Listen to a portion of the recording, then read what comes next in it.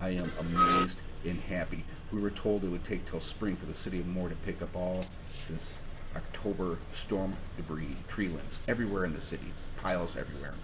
Well, guess what? December 3rd, and these guys came today. I wasn't home, but my Ring security cameras got these guys on camera. Check this out. Pretty cool.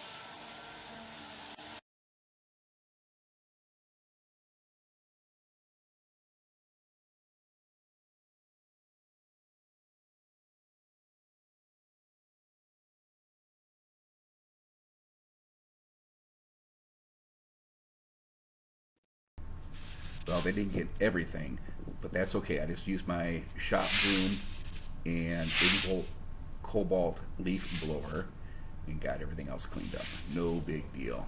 Very happy. All right, guys. Hey, thanks for watching, and stay safe out there, and we'll see you next time.